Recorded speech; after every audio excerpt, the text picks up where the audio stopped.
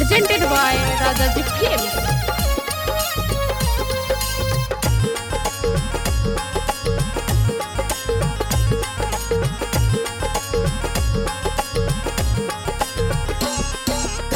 हाजीपुर से मजनुआ के हमारा पटना रे फरकइले बा।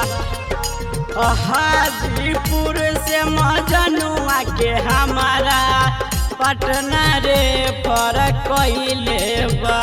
आहे जाए तो नैहरा बाए सैयाल भरवा जहरवा खइले बा। आहे जाए तो नैहरा बाए सैयाल भरवा जहरवा खइले बा।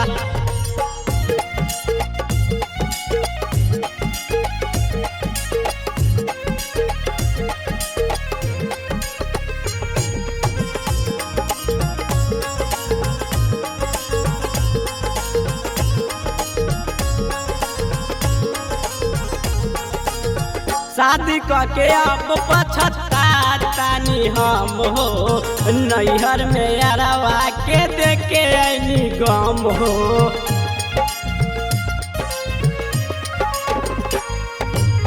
शादी करके अब पछतानी हम हो, नैहर में अरवा के देखे ऐनी गम हो।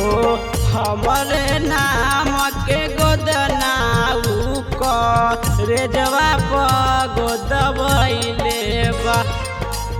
हमरे नाम के गोदनाऊ रेजवा गोदबैले बा।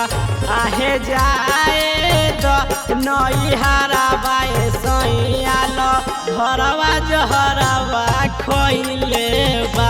आहे जाए तो नैहरा बाए सैयाल भरवा जहरवा खइले बा।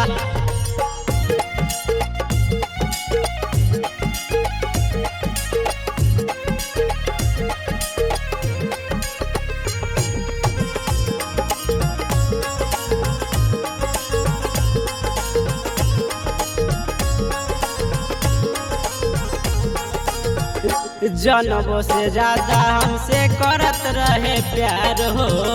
अब कैसे रहिए हमरे दीपक हमार हो। जनबों से ज्यादा हमसे करत रहे प्यार हो।